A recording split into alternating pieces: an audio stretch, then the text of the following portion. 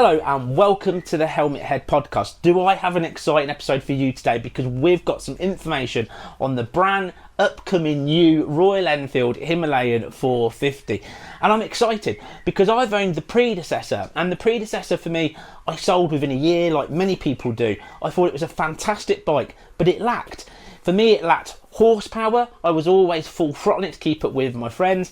Its sort of happy place was about 55, 60 on sort of the highway, the motorways, and I generally just got bored of it. It was a great bike, but I got bored of it. And the other thing that annoyed me was the ridiculous service intervals. You felt like you were constantly going, I'm close to having to take this bike for a service because they were that close. But the new Royal Enfield Himalayan 450 boasts some seriously good specs at a potential great price point. So let's jump straight into it. Now, the Royal Enfield Himalayan 450, this is all the information that I've got. So straight away, just on looks, right, it's got a new headlight, a new LCD front headlight, LCD indicators, basically LCD all the way around, to give it that kind of a lot more modern look. That's quite good because the predecessor, again, it looked cool, but it had that kind of old look to it still in a modern day. So they're bringing the looks right up to date. That obviously includes a new bash plate for underneath. It looks like pretty much like a completely different bike. Now also, its fuel capacity, the previous one was only 15 litres of fuel, where the new one is now 17 litres of fuel. So we're going to be able to get some bigger miles, because another thing that annoys you, if you're on an adventure bike and you're doing miles, is having to stop all the time. So the new Himalayan with that extra bit of fuel should get you a decent chunk of miles further. Now, the big thing that I really like the look of is the new TFT display that they're putting on. Now, the old clusters, again, were very old-fashioned, but you remember it's all about price point. With what Royal Enfield are doing now, they're trying to really modify it. So on the new TFT display, it's going to have a day and night mode. It should have built-in turn-by-turn signalling. So similar to what they've got, it'll tell you to turn left with the countdown, and it connects everything to the app with a lot more modern feel, and potentially phone connectivity as well. Now, the other side of things that were a big letdown on the old model were the brakes. So from what I understand is that they've done a big improvement on the brakes. So when you step on it this time, you're not going to feel that lack of braking. It's going to have that nice sharp feel. What's a big bonus? Now, this is the game changer now. This is the information that's going to really make a difference, at least in my opinion, for the bike. The predecessor, the model that I had, the 411cc one, had 24.5 brake horsepower, so just shy of 25. And that was sort of the real reason I got rid of it. The new one is going to be 40 brake horsepower. 40 brake horsepower. I mean, that should give it a big difference. It should keep up with majority of those bikes, even the ones up in the 650 range. So you shouldn't feel like you're constantly having to ring the bike to get the pace going.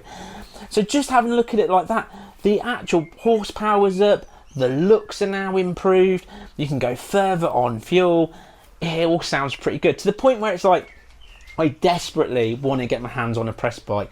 I desperately want to be there on the launch, because I want to know if it's the bike that would make me go back to Royal Enfield and buy. Now, obviously, you've seen, like I've said, lots of spy shots of this bike. It does look quite different, a lot more modern. So some people might actually not like the looks.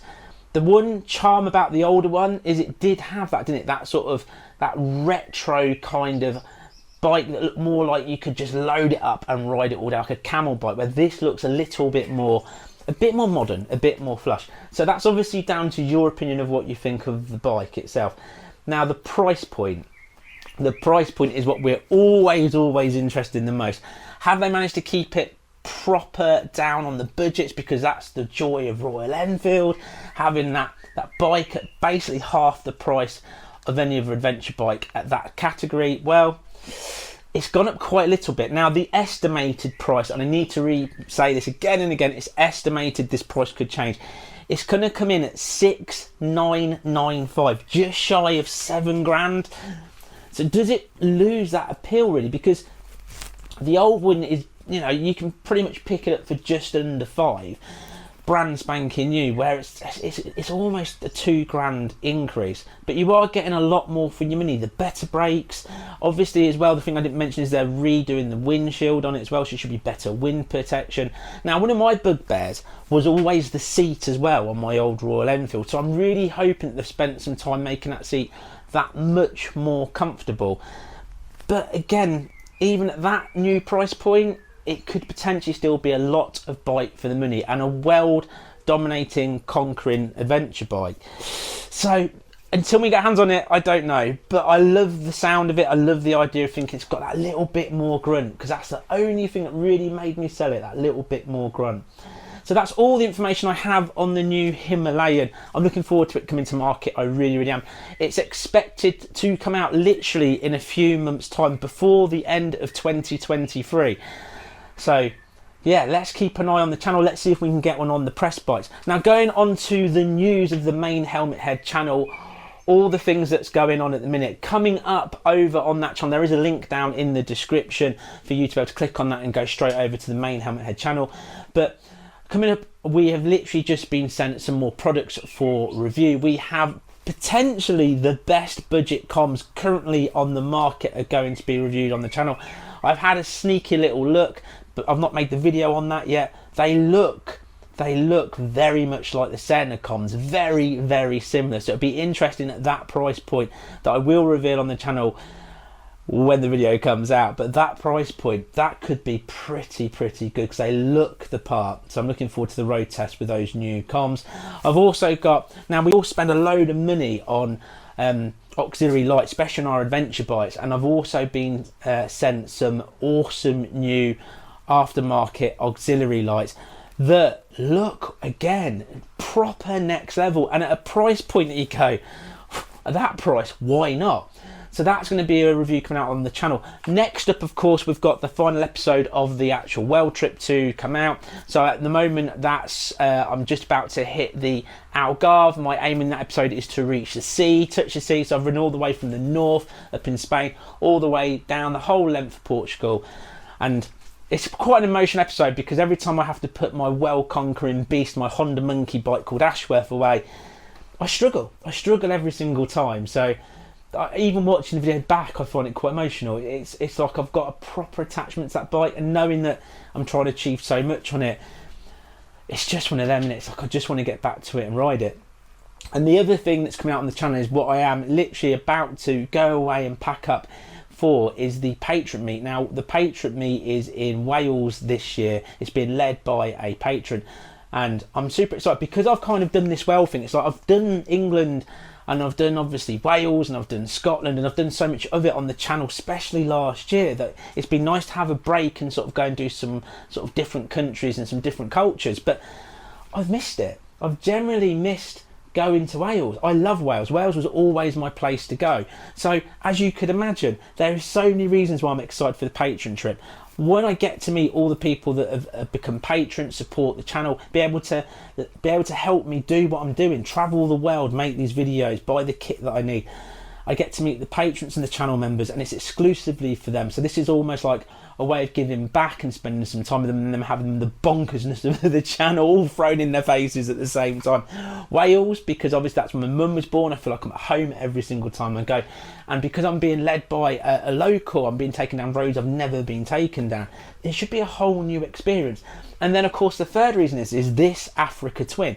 I've bought this bike as my sort of workhorse to take me to the press launches, to be able to take me basically on things like this, the Patron meets, the upcoming festival, the Helmet Festival coming up, all the other stuff. That this is a mile munching, load it up sort of bike, and literally bought for a purpose. But I've not ridden it properly yet. I've only taken it on a couple of short little videos that you've seen.